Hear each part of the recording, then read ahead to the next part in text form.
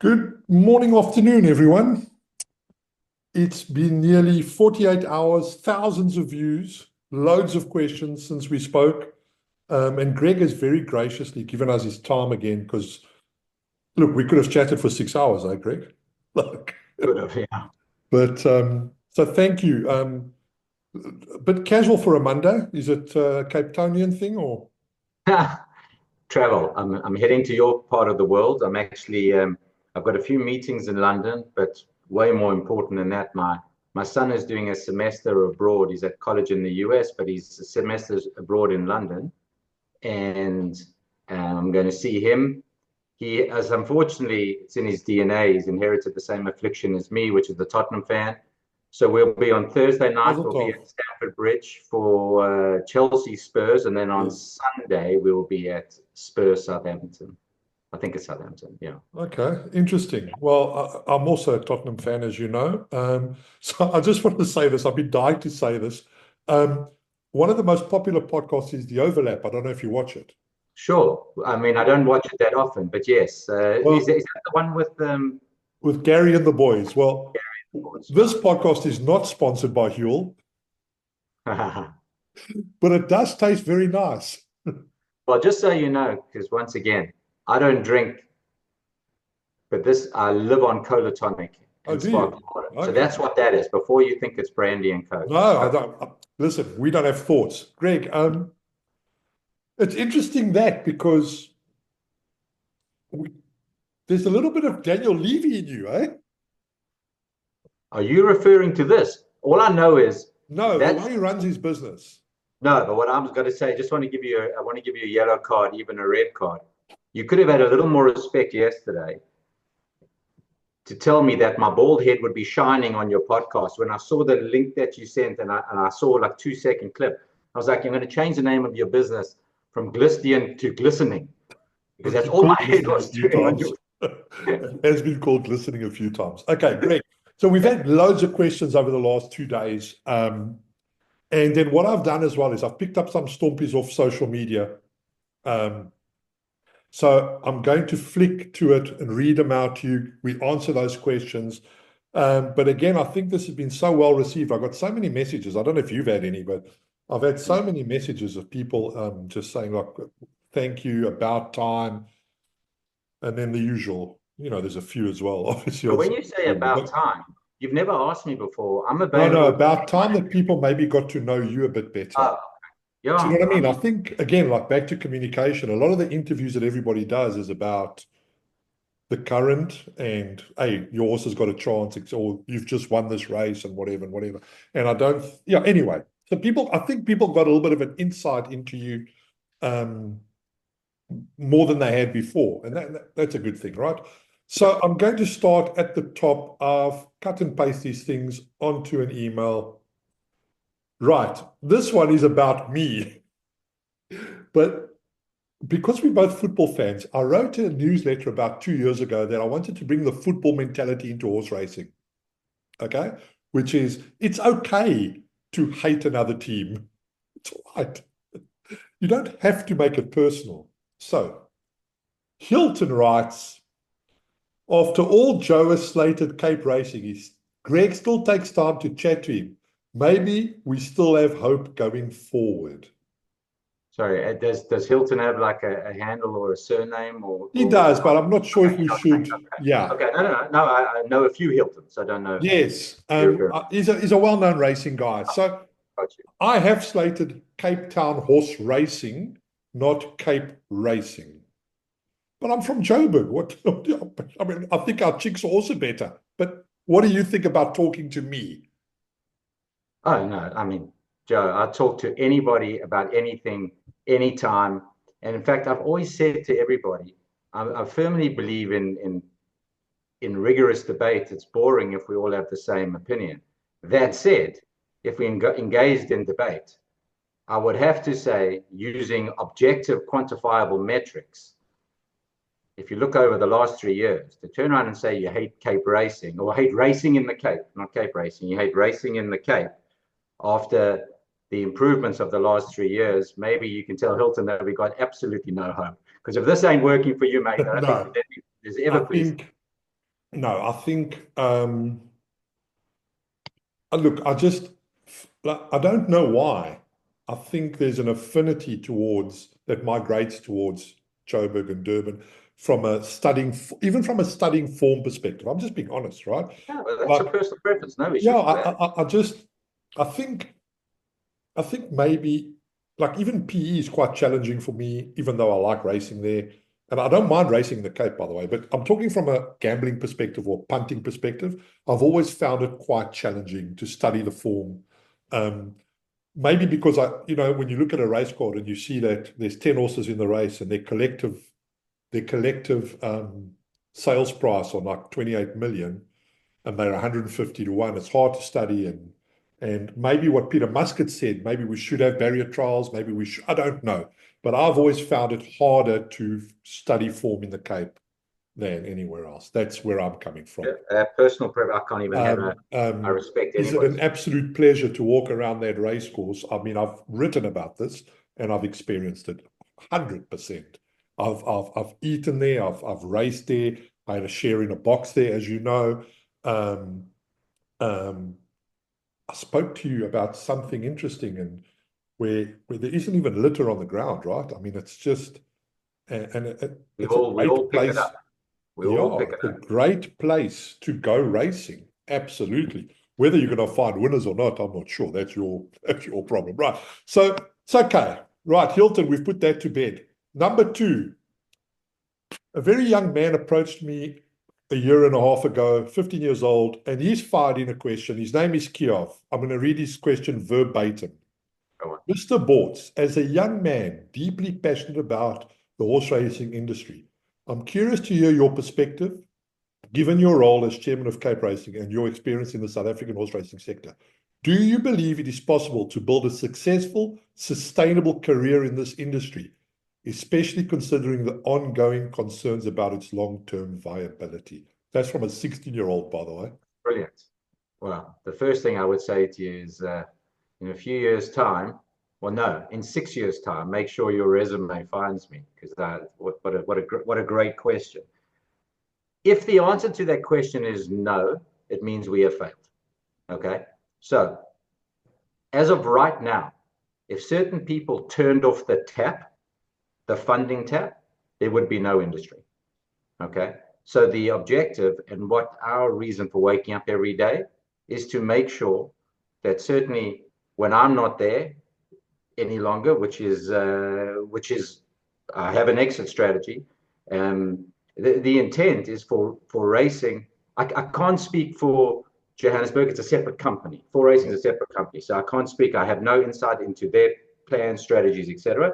As it relates to ours, which I'm going to speak for Cape Town and Durban, the intent is to generate revenue from non-racing sources that exceeds, hopefully by some measure, the losses incurred in horse racing inside of the racing company.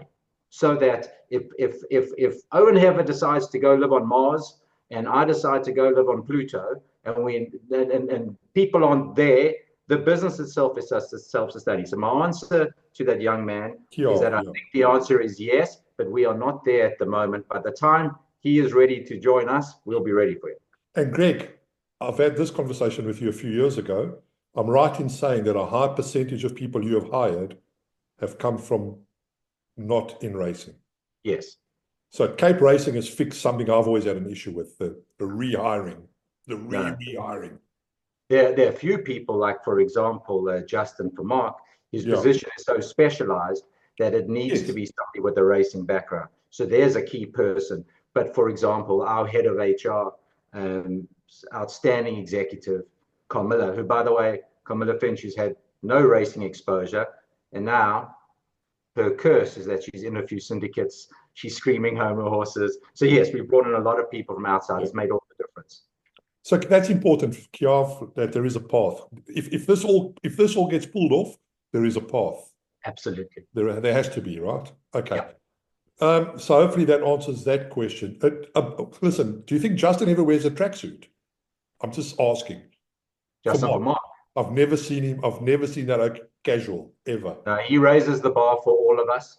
Justin is a racing Puritan, and in his mind, every race meeting should be Royal Ascot or Hong Kong or Randwick or whatever it is. And God bless, he fair gets the play bar. to We him. won't try to keep up. Fair play. Right, let's go on to number 3. Okay.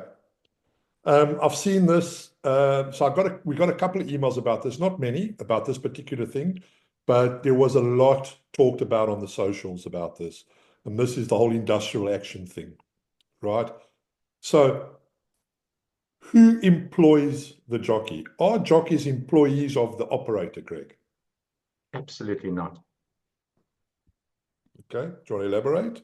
Well, jockeys are not As simple as that, right? They're not. No. I mean, jockeys are not employed by the operator, not by the way, by Cape Racing, not by Gold Circle, not by Full Racing.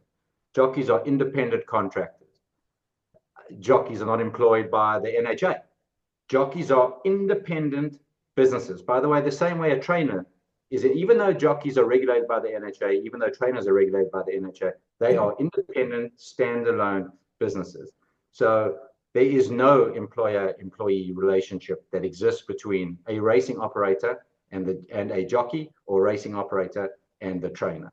So they are not. Actually,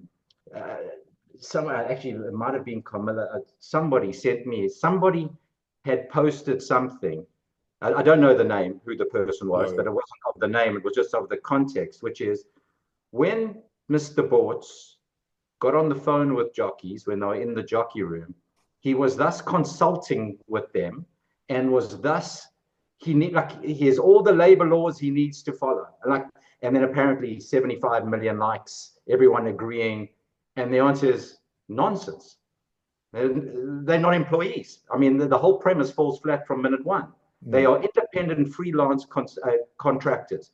The same way when we're doing renovations at Hollywood Bets Kenilworth, and a contractor comes on site to paint the building, there's no employment relationship between myself and the painter. They are a freelance contractor who's been given, they are there to earn a living on our site. We've given them permission to be on site. They are an independent contractor. Sorry. Yes, but you provide them with a wall to paint. Yes, provide them with a race course, absolutely, on which to ply their trade. But yes, they're there by invitation.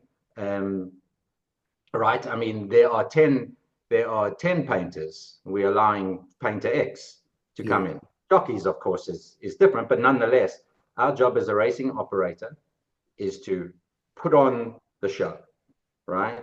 We let the trainers bring the horses. We let the jockeys ride the horses, right? So, if at the end of the day, the trainer doesn't like the facilities or the stables or how we go about doing things, they're going to be, I'm not coming to your facility.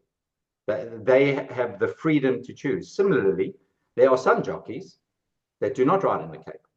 Some jockeys, let's say, are based in Johannesburg, or perhaps they're based at Fairview, they race there. They have the choice to, if they come, they will welcome, but they have the choice to race wherever they want. And following on from that, if you put on a concert at Kenilworth and Bruce Springsteen says, I'm coming to perform there, but I demand my own bus, I demand to land my helicopter, I demand whatever. If you agree to those demands, then he comes. If you disagree to those demands, then it's his choice whether he comes. Exactly. And the flips, and in addition to that, using contractors, not jockeys, this is building because it's the same thing, right? Yeah, same thing, same lack of employer-employee relationship. Mr. Contractor Joe, you're coming to paint the building. We require 2 things from you. You're required to 3 things. You're required to wear a high visibility jacket. You are required to show us that you have proof of insurance because you're coming onto our premises. Number 3, you have to adhere to our health and safety guidelines, which we require all. If you are not prepared to do those 3 things, you can't come and ply your trade on our property. But Mr. Bortz, the guy who plastered the wall, he's just told me I'm not allowed to paint this wall because the plaster's not dry. So I don't want to paint this wall now because the plaster's not dry. Okay, I think you may have taken this analogy in the yeah, because I don't want to talk about jockeys, because I'm giving you valuation that it is about a contractor. So this contractor's come to paint the wall, and he's had a dispute with the plasterer. Then he can choose not to. I don't think I can't do my job properly. I'm not comfortable with it. I'll give you another one. I'm prepared to pay you 500 Rand to paint the wall, but you demand 2,000 Rand. Well, I guess you're not going to come paint my wall. You'll go where you can get 2,000 Rand to paint. Absolutely, 100%. So there we go. For those guys out there, they are independent businesses, contractors, and they do not fall under the auspices and are not employed by any operator. No. Michael from Pretoria. Are jockeys employees of the National Horse Racing Authority? Can you speak for this or not? Yeah, of course I can. I mean, the answer is absolutely not. Jockeys are not employees of anybody. They are independent contractors. I'm obviously following the script that I've written, so okay. we might be repeating some stuff. But yeah. So they don't. No. There is no employer-employee relationship between a racing operator and a jockey, or between the regulator and the jockey. The regulator, the NHA, licenses the jockeys. Here's how that works, to my understanding. You can get someone from the NHA on to elaborate. But every year, the jockey has to renew his license. The NHA, in approving that license, obviously looks at whatever they look at, and then they say, okay, Joe, you are licensed. We're going to renew your license. You, the jockey, signs to have it renewed, and you agree to be bound by their rules and conditions. And that is it, and that is how that works. And the jockey obviously understands that he is regulated by and bound by the rules and conditions of the NHA. So can a jockey ride on your racecourse without abiding by the NHA? No. Can he abide without being licensed? No. So that answers that question, right? There's three parties in this, right? Yeah, I spoke over you. Did you just ask me, can an unlicensed jockey, i.e. a jockey not licensed by the NHA, ride on our racecourse? Is that your question? Yeah. The answer is no. So we have three entities here. We have the licensing department, effectively. We have the operator, and we have the contractors. Yeah, exactly. And the contractors has to abide upstream and downstream. They have to be licensed, and they have to acknowledge the rules of the operator. Yes. And by the way, one other thing that it's kind of a nuance. So let's say Cape Racing. We own our race course. It's our race course. You decide you want to come visit me. It's a casual Tuesday. You want to stop by my office and give me a piece of your mind. You can be stopped by security. It's a private facility, right of admission reserved. Sorry, Joe, you are not welcome on. Yeah. Okay. So we got that dynamic. It's just a private property, not relevant for the jockey discussion. I just want you to understand it's a private facility. Yeah. However, on race day, in terms of the way it works with our regulator, the NHA, in essence, when race day starts, and I don't know if it's 30 minutes before when race day starts, in essence, we hand over the facility to the NHA. Yeah. They are responsible for race day. Yes, no, they're not responsible for food and beverage. They're not responsible for things of that nature, or for running the suites or what have you. But when it comes to resulting, judging, saddling, weighing, the start, that's all the NHA, and they have taken thus control of our facility for the duration of the race, which is why when you have all these things going on, we have in essence handed over the keys. So when it came to, let's say, the NHA deciding to have Grant be stood down off his rides, it's not a decision for us at all. Yeah. It's a regulator's decision. Now, just so people understand how these pieces come together. So I understand that, actually, because two things I can just tell the viewers. One, I'm pretty sure it's Chicago's airport, but Chicago's airport at 11 o'clock at night gets handed over to DHL. Oh, really? I didn't know that. I'm pretty sure it's Chicago, right? So they get the keys for a fully functioning airport. DHL bring in, I think, about 3,000 people. They run the airport till 5 in the morning. It's the biggest DHL hub in the world.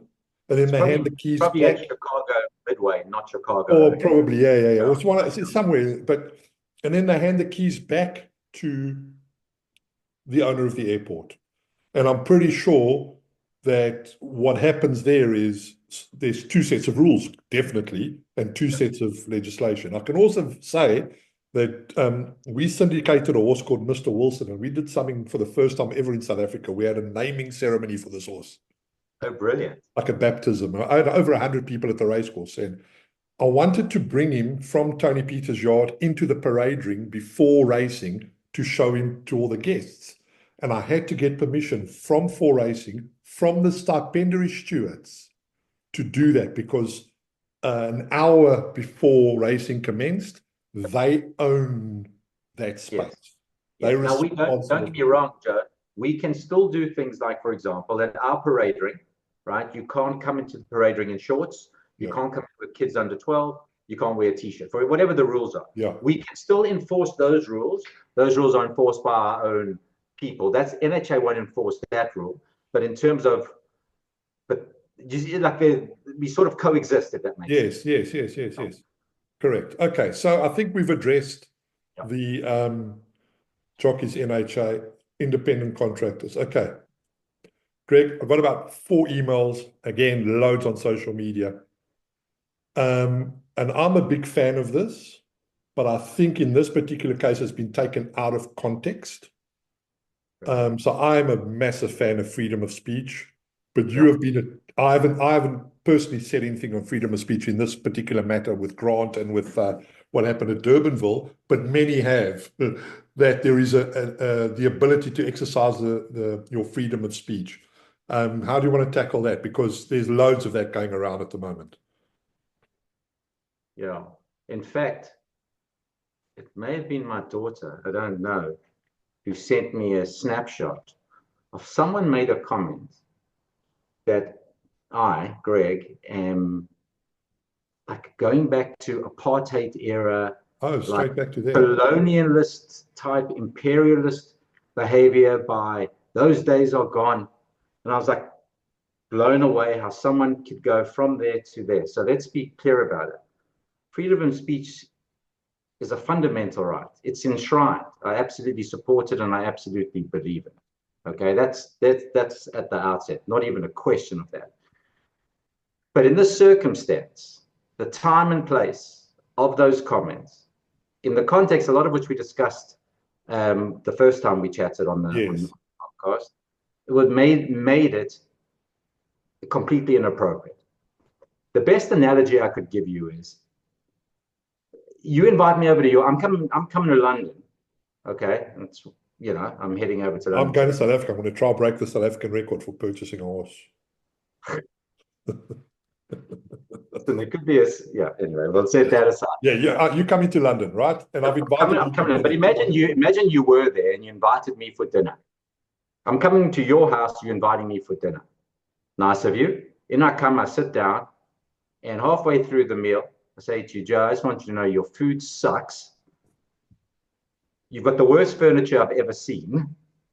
And that's got to be the ugliest looking dog I've ever laid eyes on. Now, I have free speech. I'm welcome to express my opinions. I can say whatever I want. That's enshrined. But probably not the right thing to do when you've invited me over to dinner, for me to turn around in the middle of dinner and say, Joe, you're an idiot. I hate your food. I can't stand your house. Like, in that context, that's the first thing I would say. So am I entitled to say it? Yes. Does it mean that I should just say what I want without regard for my surroundings or those around me? No, I do believe one needs to be thoughtful about that sort of stuff. To go a step further, I'm giving you a silly example just to point. But in this one, when we chatted a couple of days ago, I said to you about how fragile the ecosystem was. And I said to you that racing isn't making it. And when I answered the young gentleman's question, the first one you asked, not making it. Hopefully will in the future. We're not there yet. Thus, it's very fragile.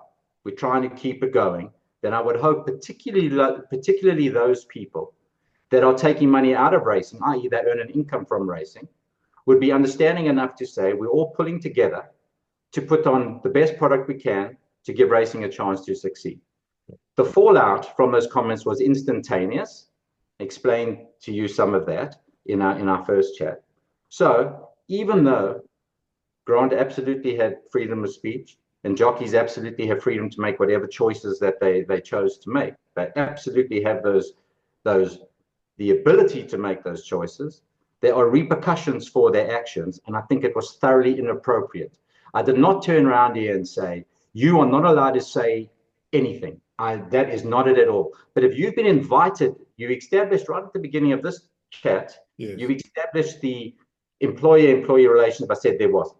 I said, we own the race course, and you, Mr. Jockey, are welcome to come ply your trade on our race course at our race day events, but we do expect certain things from you, a degree of decorum, a certain dress code, behave a certain way, etc. Just as it's our home, you're welcome in, and that's so to go and then say what was said about the regulator and then do those things, notwithstanding freedom of speech and freedom of expression. I think it was thoroughly inappropriate. That does not mean that I'm suppressing freedom of speech or don't believe in freedom of speech. It doesn't even actually mean that you don't agree with him. It actually doesn't even mean that. Yes. Because no one's even, I'm not going to ask you that, by the way. I'm not going to put you on that spot, but it doesn't actually even mean that you don't agree with him. It just means it was the wrong time to deliver. And so exactly. So when I've spoken to the jockey subsequently and spoken, as I mentioned, to a lot of them, they would say, but Mr. Bortz, it wasn't right that. But Mr. Bortz, it's not fair that. And I'm saying, hang on a second. I'm not even getting into the validity of your argument. It may be 100% valid.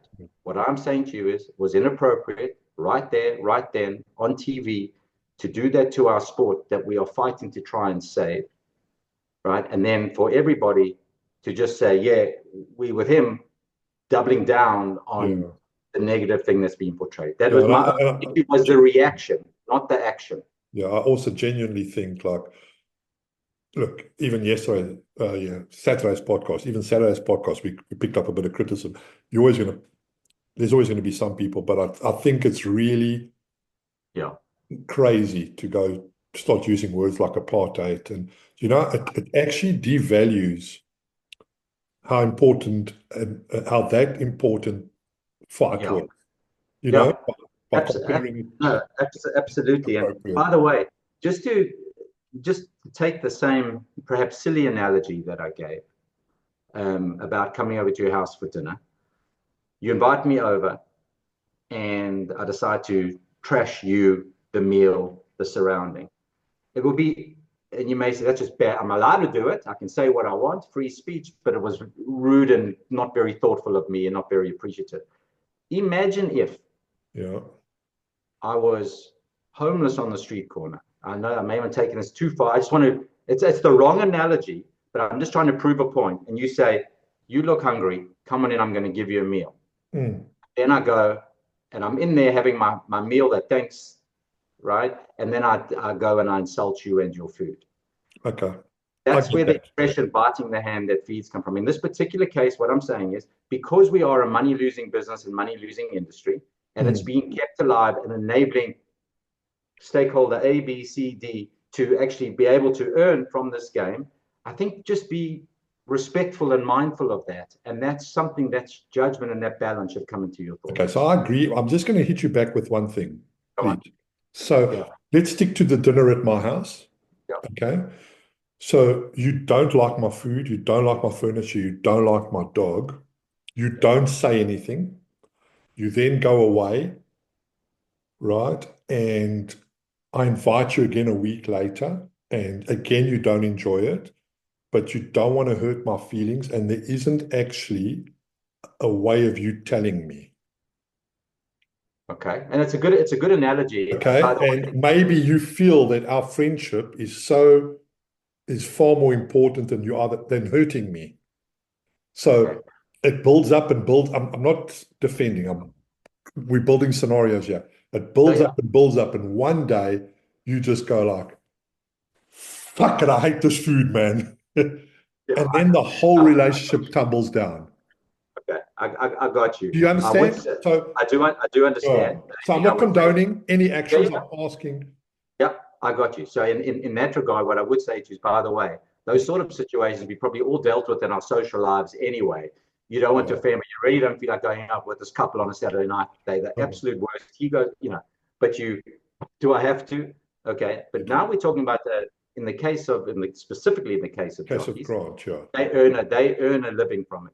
And if there are things that are really impacting them, upsetting them, hurting them, right? They absolutely should speak up. Yeah. I was simply saying, speaking up in that forum with the mic. I agree. And by the way, as I've done the whole time, I have spent so much time with jockeys on a variety, not just this, I'm saying, whether it be dealing with medical insurance and permanent disability and temporary disability and certain claims not going through and all these various things. I've been involved. I've spent a disproportionate amount of time with jockeys. The point that I'm making is there isn't anybody that's going to tell you that I'm inaccessible or not available. So in your particular scenario, but if a jockey were to say to me, we can't deal with this anymore, we are at wit's end. Now, they have come to speak to me, all right, at certain times. And I've said, you've got to go about it the right way. There's a rules committee. There are ways to engage, the ways we can go about engaging. But at the end of the day, as you can imagine, Rome wasn't built in a day. Yeah. You don't sit here and say, I don't like this, boom, right? It takes a process. I can assure you that I have in the past and continue to advocate for jockeys. And I do so that I believe in the most appropriate manner. There have been a fair amount, of incidents that have happened in a relatively short space of time. And so, and they've sort of just jumped to the center of attention. But I would say to jockeys, to deal with your analogy, they must not keep quiet. They must speak up. Yeah. There are people that care. There's actually plenty of people that care. And there are plenty of people that can and will advocate for them. Yeah. They need to do so in the appropriate manner. And in my experience, if you deal with people respectfully, and by people I mean the NHA, Mr. Moody, Mr. Hyde, whoever it may be that you choose to deal with, whether or not you get to the outcome you want, that's another matter. That other people's judgment goes into it. But I do not believe. Rick, hold on 1 second, please. Yeah.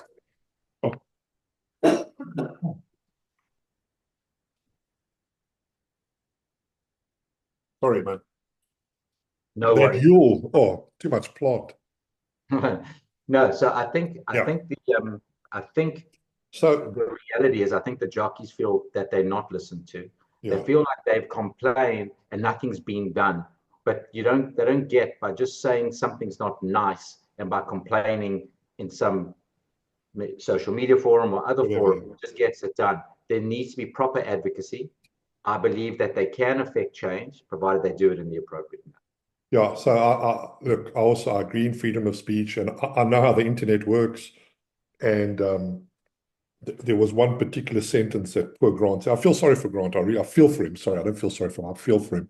But that one sentence where, I know you do. So that one sentence where you don't want to ride in South Africa, that has massive impact because. And the other one, just so you know, is that one had massive impact, and the other one was, I think he said something along the lines of this clear favoritism or this favoritism. No, I think that might have been taken out of context. I'm going to give him the benefit of that doubt, but I've got owners in the Cayman Islands, I've got owners in Hong Kong, and it just, and people can cut that clip and make anything from it. Like it's just. That's what I'm worried. That's why I'm worried about coming on your podcast. No, don't worry about it. Okay, right. Let's move on to the next one. Okay, so I don't want to harp on about this, but it is the next question. And we already established on Saturday that you don't have control over the NHA. But why do you think, if you do, and if you know the answer, why do you think they sanctioned him straight away? Or, why not wait till the end? I'm asking, do you know why it was like an immediate thing? Was there a fear that he was going to do it? Like a lot of people are struggling with why immediately. Because it didn't suit anyone in hindsight, apart from abiding by the law, perhaps. I don't know. Yeah. So the direct answer to your question is no, I'm not privy to the NHA's decision-making, nor should I be privy to the NHA decision-making. Okay, so there's the answer to your question. Do I know why? No, it's the NHA decision, and I respect that decision. But now let's get on to my opinion on the matter. should they have suspended Grant right away? Or I don't know if the word suspended, having stepped down from his rides and prevented him from finishing his card.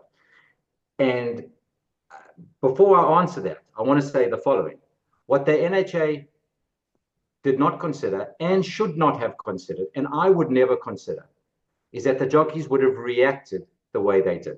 I've already established in our previous conversation that the reaction was inappropriate. So if the NHA, for whatever reason, decided that Grant should step down, it shouldn't have had any bearing on completing the race meeting. They should not be thinking that the jockeys are going to strike. Or scared of it. They shouldn't even be scared of it. No way. So from the NHA's perspective, a particular individual who made comments that they deemed to be inappropriate was stood down from his rights. It has no bearing on the rest of the race meeting. We would have easily finished the race meeting, but for the action of the jockeys. So let's first say that. The NHA's actions did not result in the cancellation of the meeting. The jockeys' actions resulted in the cancellation of the meeting. Very important point. Now, as to why, once again, this can only be my opinion. And if you were to say to me, should they have waited or should they have gone earlier? Or should they have done what they have done or should they have waited till the end of the meeting? My view is, on balance, that actually they did the right thing. I think they did the right thing. And let me tell you why. And I'm certain that and based on WhatsApps that I've received, seems in the court of public opinion, 80-20 or 90-10 in favor of you should not have stood him off his rides. You should have taken action after the meeting. Okay. So I'm probably in the 10 or 20%. And here's why. If he were to have it, we've spoken about the damage far and wide done by those statements. Let's say he has another winner. He stands up again and doubles down on what he said. I'm not saying he would have. I'm saying there's a risk that he may have made more inappropriate statements. We've already seen the damage. That's a very compelling reason why, number one. Number two, you've seen the solidarity amongst the jockeys as a group. It may be possible, had they not done that, that the next jockey wins a race and says, I want to say what Grant said. I agree. I'm just making this up. So that there's further risk that people will then act, excuse me, let me turn this off, in an inappropriate manner. So given that the NHA clearly deemed that racing be brought into disrepute, decided they need to take action immediately, I can actually see why they made that call. Because other than for the strike, racing would have finished. Nobody would have made any negative comments. They wouldn't have created further harm to a already harmful situation. The end. At the time, you know, I wish that I wasn't in that situation. But nonetheless, when I got on the phone with the jockeys, I went as far as I said, gentlemen, please do not do this. Finish the meeting and then do whatever you need to do. So I was imploring them. And that is what my entire issue has been. I'm not anti-free speech, and I do not believe that the NHA screwed up. Cool. We're carrying through this. I've got a feeling that this one, we didn't really talk about this in the other podcast, and I felt so bad about it. And I'm going to give you a chance to, I'm not even going to interrupt. I'm not going to cough. I'm not going to interrupt.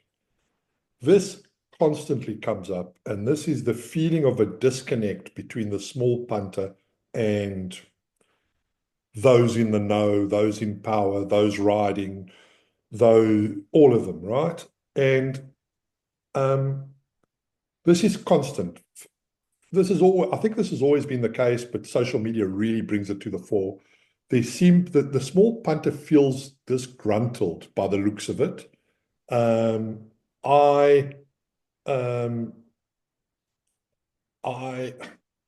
understand some of their gripes. I think lack of information, maybe not tips, by the way, but lack of information. But give us your solution or your view on the punter and the punter's voice, etc. Okay. So your question was, how important is the small punter in essence to the sport? And I would say extremely important. That's the answer to the question, extremely important, like super important, but perhaps for different reasons that you would expect. Small punters, but particularly the small punters, have passion, have stories. It's what keeps the interest going. And a lot of people have only gotten into racing because their dad or their grandfather used to go to the tote with them. Remember that? And used to take the £1 PA, and then would go and so I think it's so fundamentally important in that regard. And I think if you just had a handful of people that didn't include the small punter, and you had your 10 people that showed up and they raced their own horses against each other, and there wasn't a general interest in the broader masses, racing would die, because from an ownership perspective, you got no fans, right? Yeah, I get it. It's like as watching a football game during COVID when the stadiums were locked down, right? You don't want that. So I think the answer is the small punter is absolutely crucial and fundamental. And by the way, I will tell you that if you take Owen Heffer, Hollywood Bets, he's always described himself as a small punter with a bookmaker's license. That's how he sees himself. That's his mentality. That's certainly Hollywood Bets' mentality. The small punter is absolutely fundamental. Cape Racing now. My job is chairman of Cape Racing, and that's the basis of which I'm speaking to you. The small punter, in terms of financial contribution to Cape Racing, I'm not talking Hollywood Bets, I'm not talking any of the other bookmakers, I'm not talking anybody else, I'm just talking Cape Racing. The financial contribution of the small punter is small and getting smaller. And that's not to do with necessarily the fault of the small punter. At Cape Racing, we're a one-trick pony, or have been. We have a tote, right? And the tote, as a product of interest, has been getting less and less for a variety of reasons. Yeah. We probably need 17 more hours to discuss that. But as a result, the small punter doesn't contribute as much as I think the small punter thinks they contribute to Cape Racing. Financially. In every other respect, they're fundamental. Yes. They are absolutely fundamental. But from a financial perspective, bearing in mind, if the one thing that we've had, people talk about the small punters being forgotten about. Racing went bankrupt, right? Pumulelo filed business rescue. We came into Cape Racing the day it was itself about to close its doors, couldn't make payroll. Yeah. Throughout that period of time, the small punter had been there. So despite the small punter being there, racing failed. So I'm just putting that in perspective. There is a false expectation that says the small punter is who keeps racing alive. Despite the small punter's absolute passion and interest, the costs and losses within racing overwhelm the contribution of the small punter. Okay, yeah. So I just want to get that in perspective, but I've also told you how vitally important I think they are. Where we sometimes get the disconnect, I've had a situation, a number of small punters, what used to happen, you used to say, okay, so now you commented earlier, and I appreciate this, that you've walked around, certainly Hollywood Bets Kenilworth, and you've seen our facilities, and I honestly believe that they're world class. I mean, I know they are. I've been to most of the bigger race courses in the world, and I can see how we stack up. But it's not world class because we have a world class owners or members lounge. The entire facility, if you go down to the ground floor, public access, everybody, you have leather couches, you have beautiful, you have wall-to-wall screens everywhere. Just to go in, it doesn't matter whether you're an owner or a small punter or a man off the street who's just coming to watch, you sit in luxury. I've literally had the small punter say to me, Mr. Bortz, is it okay if I sit here? Are you kidding me? We did this for you. Sit, enjoy, you know? So I know we look after the small punter. What used to happen on World Sports Betting Met Day or Ormeron's Queen's Plate or whatever it may be, they used to, way back when, you know, you used to maybe allocate tickets, right, to certain loyal punters or whatever the case may be, okay? If I go back to 2 years ago, we allocated a bunch of tickets to, let's call it, loyal small punters, okay? We get to track. So they came, sat in a certain part of the building, were given complimentary or comped food or whatever the package was. And from racing perspective, we took a huge loss. Why? Well, their betting activity, which you can track, right? The betting activity, because if they're in a room, there's a tote in that room.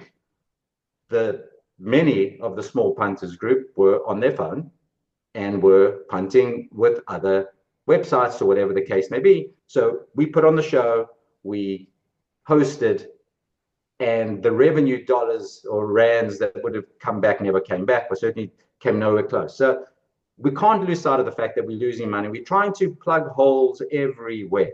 So our view was the following. We have turned what was a really, I hated going to what at the time was Kenilworth Racecourse. It was falling apart. It was horrible.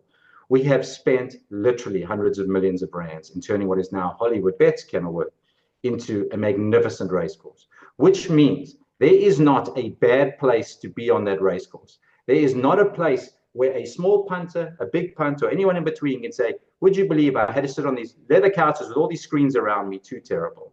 So we believe that we provided the environment for everybody to be enjoyed, but it doesn't mean the days of entitlements of handouts. We're trying to plug the gaps. So what we need to do is we need to have our own fixed odds operation. We've got to get the small punters to be betting with us, the racing operators, so we can get a piece of that revenue. But we are very fortunate that our owner is Hollywood Bets, that is so generous in terms of reinvesting into our business. So, which is technically punters' money. Exactly. So from that perspective, that's why I come back to the point that the small punter is so crucially important. Definitely. What I'm saying is within Cape Racing itself and sort of comps and handouts, we're trying to run a disciplined business and find that balance between encouraging, supporting, loving our customers, and trying to have a degree of fiscal responsibility. Yeah. Okay, punters, you've heard it. I'm going to tell you what our Greg and them, what they've done to owners who they absolutely champion. And I know why. So owners, we used to get flights, hotels, all sorts of things to attend the sales. And I'm sure you looked at the balance sheet and you went, whoa, hold on a second. We need to reconsider how we structure this. Yeah, it doesn't mean we don't go back to those days when we're all cruising again, right? I'll give you a heads up. We're going to put that back as we've grown more international. However, it's going to be different. It's going to be as follows. You will pay, you, Joe, Mr. Customer, will pay for your own flights and hotels. You are welcome to our sale. We are prepared to reimburse you for costs of certain accommodation or flights, whatever it may be, up to an amount, provided you bought on our sale and spent a certain amount. You can't come down for a free all-paid trip to Cape Town in January so that you can see the scenes and come walk around the sale. Provided you spend, you can submit a reimbursement. And we know that happened, right? Yes, of course. Again, these are some of those things that happen in horse racing that was just the norm. And the norm, for the viewers out there, led us to having our game in total financial disarray. Exactly. All the things that people point to, we wanted this way, it was that way. Yeah. It fell over. 100%. Got to fix what was broken. That's all. 100%. Right. Greg, this is another one, man. We received 16 emails on this, mate. 16 emails. I'm not going to name all the people. I know the answer because this happened to me, but I'm okay with it because I understand it. So, I didn't like one stripe. Okay. I know. I'm psycho. So I double floated. In that race. Yeah, in that race. So I double floated the Grey King and the horse that ran third, Great Plains in a quartet. And I thought, I'm going to buy myself a 300 grand racehorse now because I've scooped this quartet on my own, only for the quartet to pay 6,200 rand. So I'm 30 years ago, I would have gone, Jesus, what's happened? The totes pulling moves, all this cuck. But I understand how these things work now. I understand that I used to bet into the international pool in pounds. So when I played a 200-pound exacta, that translated to 5,000 winning tickets on that bet, and that killed the dividend. Greg Bortz. So many people. The tote stealing. We read this all the time. Like, okay. Firstly, there's no money there to steal. It's so low, but if anybody, okay, so all I can say is with the greatest of respect to whoever's making those comments, if you're saying the tote is stealing, you do not understand how a tote works. I don't mean that in a condescending manner, Because before we can talk about, I mean, there's a separate concept, which is how dividends can change so quickly right before the jump between that's a separate thing, which we might as well talk about now to explain that as well. Yeah. But in terms of the concept of the tote stealing, what people don't get is this: we don't care what the result is. It doesn't matter who's favorite, who gets scratched, whether 1,000 to 1 horse wins or whether 1 to 10 shot wins. We don't care if there are 1,000,000 winning tickets or the pick six, no winning tickets or the pick six, 1 winning ticket. It makes no difference. Why? Taking your rake. You take a rake, which means you take a takeout. When is that rake determined? As they jump. So in other words, whatever the pool is, if the pool is R1,000,000 and we get a 20% takeout, we've made 200 grand banked before we don't even know the result. We don't know anything. And now the net pool is 800,000. And is that net pool, which is divided by the number of winning tickets. If there's 1 winning ticket, it pays 800 grand. If there's 2, it pays 400 grand, and so on. So it doesn't matter who becomes tote favorite, who gets scratched. All that does is it impacts the number of winning tickets and the payout, which has no bearing on the tote's profitability because it got paid up front. It is like saying, how much does the national lottery make? Shit, if there's 1 winner versus 2 winners, makes no difference. Well, the money went in the lottery pool. The lottery operator took the money out the pool, leaving a net pool, which got divided by winning tickets. So the tote doesn't steal. The tote's payout is completely agnostic or independent of any results. That's the first point. And as operators, I'm assuming that they have to give you reports and proof's the wrong word, but there's audit trails and like, because you want the tote to give you as much as possible, right? So if the tote were giving you nothing and they were stealing, you'd be like, whoa, what's going on? Yeah, so, I mean, that's the whole point. The tote clearly has never stolen because it's not possible. But if there were to be that, I'm certain we'll be contacted by the gaming board because somebody has given an evidential claim saying, look what happened. Correct. But that's a separate point that I do need to explain, Joe, because I think what really gets people is, and it's part of the reason why the tote has dropped in popularity.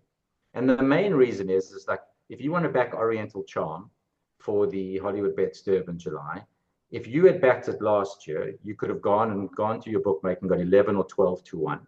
You know exactly, you put 100 rand on, you're going to win 1,200. If you had backed 100 rand to win on the tote, and I said, how much are you going to win? You say, Greg, I'll let you know after the race, because you don't know, right? So for win and place bets, that's why it dropped in popularity. Yeah. That's the one thing. Then the other thing becomes people get confused. You think you're looking a minute before the race, you're seeing 5 rand a win. And then the race happens, and next thing you know, it's 2 rand 80. And you say, whoa, whoa, whoa, whoa, whoa, whoa. So let me explain how that works. Actually, the majority portion of our pools comes from overseas money. Correct. Okay. These are not people like you and me, Joe. These are funds, hedge fund types that run algorithms that go and do thousands and thousands of automated bets. They flood through they come through, it's automated, it hits the account, seconds to go. Next thing you know, you had 100 tickets in the pool. Now there's 2,400 tickets, and the dividends only get calculated after the pool is finalized. It only gets finalized after the race has jumped. And thus, the payout 1 minute before is very different sometimes to the payout after. That, to me, is the single biggest challenge that the tote has as a instrument of betting, and the biggest challenge that the tote has. Because in some places, and I'm sure you've got very knowledgeable punters on your site, in some places, they have stopped no bets 2 minutes before race time. For example, they closed the pool before race time to prevent that. They then lose out on the flood of betting volume, but you have at least, you know, your so there's that constant tension because you're trying to get certainty of dividend, but you're turning away betting. So that is why that happens. It ain't stealing. No, so you don't know this, but I've probably done about 40 sessions with Tote UK. Really? And, in guiding them, trying to help them. They got this similar problem to South Africa, but you've sort of hit the nail on the head. I'm just going to elaborate on it now. Most people, the easiest bet to explain and the most fun bet to take and the most engaging bet is the place accumulator. I love it. And if there was a narrative and an actual plan to drive the place accumulator as a product, the wins, the places, I think they should all be kiboshed out the window. Bang. If you want to have a bet on a win, go to a bookmaker. It's okay. Structure some sort of deal collaboratively, build the place accumulator pools because they're easy to learn. Hey, it's your first time at the races. Just pick a horse. Just got to run in the first three. It's so easy, right? I think if they focused on that, we would grow our overall customer base in horse racing and we would grow the tote place accumulator. Then we could start doing all the other fun stuff. By the way, Joe, just so you know, it's an important point for you to know. We spoke about at our last chat the importance internationally, and you asked me about the broadcast and how the revenue model works on the broadcast. To be clear, on the broadcast, it's a fixed amount per race meeting, right? There is one exception on our World Pool days. On our World Pool days, we get to share in the tote revenue, which is caused, thankfully, due to the massive influx of World Pool. In Hong Kong, they do not have bookmakers. Thus, win-and-place bets are taken on the tote. It is absolutely worth our while to keep win-place going on the tote just for our World Pool days. Okay, but they introduced Quinella yesterday. Yep. Just because it's on the totes platform. Yes. So it's easy to introduce win place on World Pool days. True. And eliminate them on other days, for example. But there is no cost to us. No, I understand. Only incremental revenue, albeit margin. I'm just replying to your thing as to why they don't do it, because you could get 11-1 Oriental Charm and you don't know what you're going to get. And that's something difficult to explain to somebody. Whereas just select a horse, if it runs in the first three, you're going to win something. The easiest way to explain the tote to the novice, to me, is to say akin to a lottery. That explains it. The money goes in the pool. The lottery operator takes his money out off the top. Then you're left with a net pool and you divide by winning tickets. Right. We're in the home stretch. Mm-hmm. I'm going to ask this question that Sherwin sent in. I'm going to answer it because I know why he's asked it. And then I'm going to let you answer it. Do punters and other stakeholders need a seat at the table?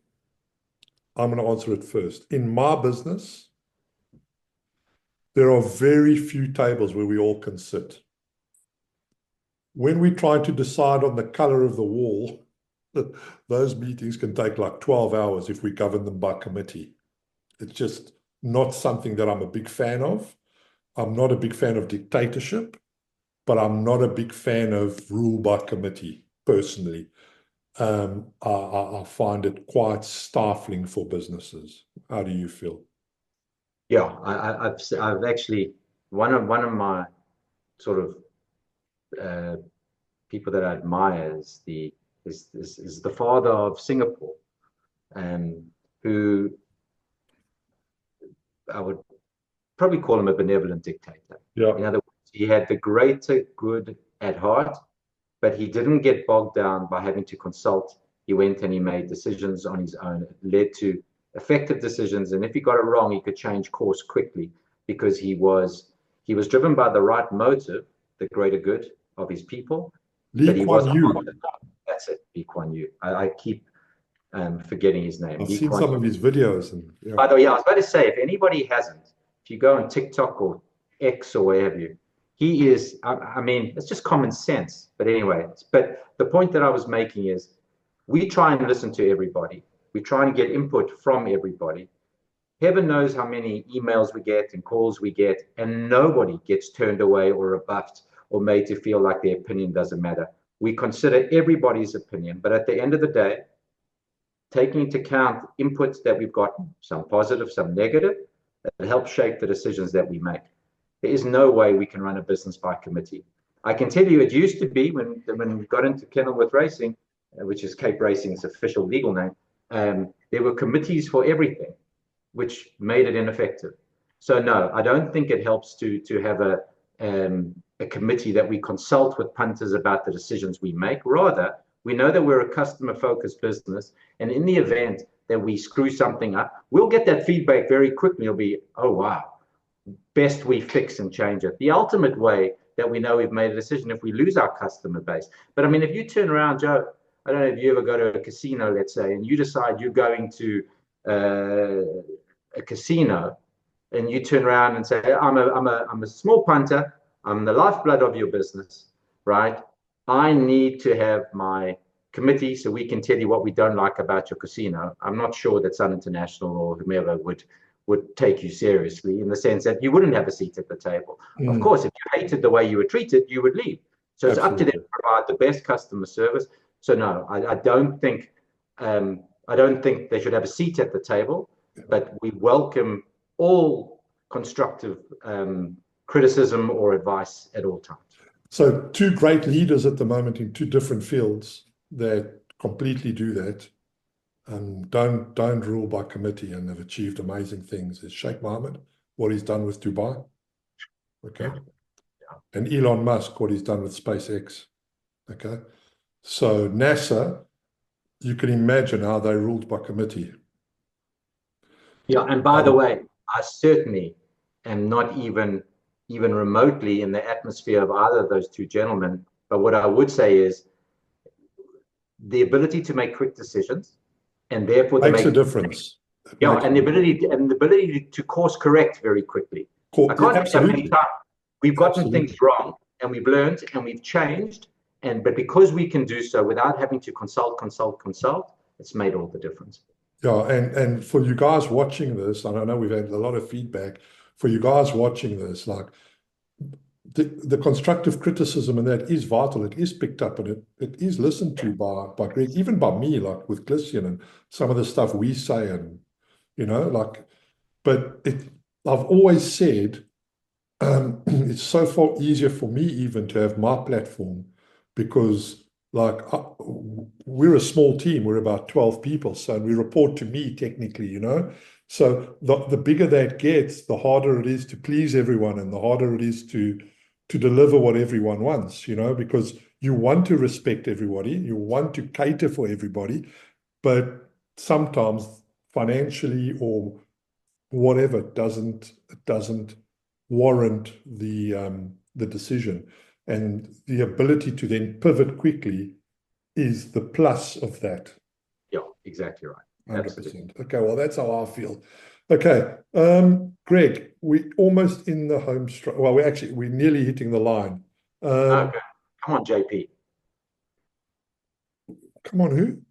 JP. That's what I was shouting to him with Oriental Charm in the Hollywood Bets there in July last. Oh, were you? What do you mean? That's my horse. Of course, he I was. know it's your horse, and I saw you guys eating pizza at the hotel afterwards. It was so lovely, and that was. I'm not going to start charging commission, but you were the first person I saw that morning. That's true. Well, no, Gina was the first person who saw you, but I saw you that morning. I also want to tell you, the first person I bumped into on Cape Mete at the hotel was Sandy Arundel, and Raskova won the. So. Oh, listen. Maybe I don't know where you're planning. I'm a good luck charm. Greg, so you okay? Well, fuck it. You shouted it home. How much did you have on to win? Zilch. But you used to punt. There must be some punting story. Oh, yeah. No. Are you allowed to punt? Does Gina let you punt? Yes. Gina always has 100 Rand there and 50 Rand there, like that sort of thing. I'm certainly allowed to punt, but I guess perhaps just being involved as I am, it's just the last thing I need is to be impacted by having a big wager on an event. But I mean, the reason when you asked me about the small punter, I mean, it takes me back. I mean, I was a small punter until I was a medium punter, and then thankfully I never got to be a big punter, because then I immigrated to the US, so I was a non-existent punter. But yeah, absolutely passionate about it. I have some, we all have our stories, right? To me, that's the best part. I don't know what you guys discuss, but I'm certain if we all have a story. Oh, I've got a bunch. Come on, we've had some pretty intense couple of Okay. hours of chat. Okay. Let's end with a lacquer story. Okay, before you tell the story, for those guys out there who don't know, I follow a lot of American racing, and the journey that Greg's on with Cape Racing and funding from not horse racing is a model, I want to say perfected by Frank Stronach Yep. At Gulfstream. Yep. at Gulfstream. Yep. Massive outcry. What do you mean you're putting slot machines in at a racetrack, right? Yep. And I'm not saying you're doing that. I actually don't even know what you're doing. I'm sure you've got a vision, but the slot machines at Gulfstream saved.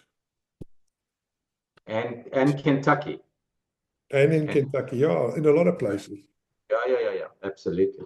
Yeah. So, Greg, yeah, we need to feed the machine because we love racing. Come on, tell us a punting story and we'll end with that. Well, I will tell you, I actually mentioned this on a podcast I did 2 years ago, but I'll never forget. I went to the old Clarewood Park, and I'm probably going to go back to, I don't know where it was in 80, 88, 89, somewhere around there, and every single bet lost. I got to the last race, Joe. I think I had 10 run to my name. The last 10, I dug deep under the mattress, and I was so like gutful and exhausted. In the end, so I took the 10, and I think I spent R5 or whatever it was on a Big Jack pie and a Fanta grape, and that left me only with $5. And in those days, they never used to tell you who was wearing alamites. Okay, so the skill was to pick out who was wearing alamites. And there was a gin striker horse named Safe Custody, put R5 on, it won, paying like 250 Rand to win. And to this day, I can never look at a Fanta grape and a Big Jack pie again because I could have doubled up had I not been so hungry. So that was the one. But my favorite punting story, I would say, was either 1986 or 1987. Because I was either in standard 9 or matric, so I don't know which one it was. And I took a pick 6 in KZN. I don't remember which race course it was, but the first race there was a horse called Nubian Notion that I had in, and either it dead heated or there was a scratching that went onto it as a favorite. So I was in 2 times in the first leg with Nubian Notion in. Then there was another scratching along the way, and then there was a dead heat or something, and I was going into the last leg, and I was running, I think, 8 times. By the way, like something like an 8 Rand perm. Okay, like small punter, 8 Rand. 8 in the last race. I'll never forget this. Okay, I had bankered a horse called Eurydice. E-U-R-I, like Eurydice. E-U-R-I-D-I-C-E. The favorite in that race was 7 to 10 shot called Fairholme. Fairholme. So Eurydice, second favorite at 3 to 1. The trainer was a guy from Joburg called Nick Van Tonda. I remember Uncle Nick. And the jockey was a jockey named Kevin Nell. Kevin Nell. I got that name right. Does that sound right to you? Kevin Nell. Yeah. But it was Nick Van Tonda's only horse and Kevin Nell's only ride. So they'd come down from Joburg to KZN, one ride, and I said, this is it. So I banked it. And it won. And I won the pick 6, and I think I won like 64,000 Rand. But you're 1986 off an 8 Rand perm. That's a lot of money. Yeah, but the problem was, it was an 8 Rand perm. But here was the problem. My mom, bless her heart, who's passed away, she gave me 4 Rand. She took 50%. So to this day, she bought beautiful pieces of art, which are still hanging in my dad's apartment. But I gave away half of the ill-gotten gains because I needed funding to help me get to my 8 Rand to fund the perm. But I'll tell you, when I became a big punter, you'll love this. Yeah. When I say big punter, this was it. There was a horse, I think it was in KZN. I was at UCT. This was 1988, I think it was. The horse called Dormelia. Okay. 5 to 2. And at this point, believe it or not, I was working for Winning Form. Okay. distributing winning forms In the Cape. in the Cape, and I built up a little bit, and I put 10 grand on Dormelia. It won. Okay. I won 25 grand, but I took it with a bookmaker you'll probably know by the name of Pip James. No. Okay. So I didn't know Pip, but I didn't know where to go. I'd never had a bookmaking account. There was a big bookmaker, and there was this little lighty, first year varsity. On Monday, that was on a Saturday. On Monday morning, my phone rang at like 6 a.m. and it was Pip James. And at that point, he was like, Mr. Bortz, I'm going to introduce myself. I see you had a big winning bet. At that point, like my heart dropped. I was like, oh, no, like I felt scared all of a sudden. I stopped hunting at that point in time. Wow. Sure. Yeah. I was intimidated by that call. My fondest memory of a race was also in 1987. I picked a horse trained by Bobby Silverite, ridden by Nicholas Shearer, called Sloop. And he won the KZN Guineas at 20 to 1. And that was me. Yeah. Brilliant. We're going to cut off now, but I'm going to leave the carrot dangling because you've said something that I had dinner with friends of mine. You know, I'm friends with everyone and I love these guys. I had dinner with Marlon Arenstan and with Warren Zaki the other night. And I begged Warren to come and talk about gin strikes. I begged him. And if I don't know if you know Warren or not, he's a lovely guy, but he's not looking for the social, he's not looking to be on camera or anything like that. But I've been trying to get some people from the past that I know about in Johannesburg and obviously a little bit of Durban. Again, not too much about Cape Town, but people that have really contributed to horse racing. And for anybody watching this today, there'll be a lot of people that don't know what a gin strike is. And I know people, I'm sure you do as well, that literally followed this so well, so meticulously, so religiously. People like David Safi, Frankie, all of these guys were like, in some cases, ahead of their time, So just people like trainers and owners would arrive at a race course. The horse was 8 to 1 in the morning. It would be even money and no one would know why. And it was because of the gin. And what we're referring to is the change of shoes from steels to alamites. And we used to go sit around the parade ring with our binocs, trying to pick out what was. And the logic was when a horse runs in steels, it's just having an education. Yeah. And when they spend the money, the elusive they in horse racing, when they spend the money, and it worked a lot. And fantastic trainers like Mike Riley, Pat Riley, even Mike de Kock at one point, Robbie Sage, I can speak about. There used to be a saying, no gin, no win. But and then you want to talk about this might be an interesting point to know. Okay. At some point, I'm presuming, because I know it's changed. At that point, there wasn't the NHA, it was the Jockey Club, right? I'm not sure when the Jockey Club became the National Horse Racing Authority, but in those days, there was never disclosure. That's correct. Now, if you open your computer form or your race card or your winning form, you are going to see an A indicating that there's an Elamite next to the horse. So because it became, and that was the NHA or the Jockey Club doing its job, which is we want integrity and fairness in racing. Everybody needs to have this information, and they made it mandatory disclosure. And we'll end with, I've been living in England for 25 years, and from the moment I arrived here, I used to write an email to the Racing Post telling them, why do they not declare gelding operations? Because in South Africa we do. Of course. And only for the last 6 or 7 years have they been doing gelding notifications. So even in the home of horse racing, there was a certain way to do things, and there was pushback, and now it's the norm. Now the presenters are going, first run after a gelding. Greg, thanks for your time. Have a safe flight tonight. Thank you. And I'm sure we'll do this again.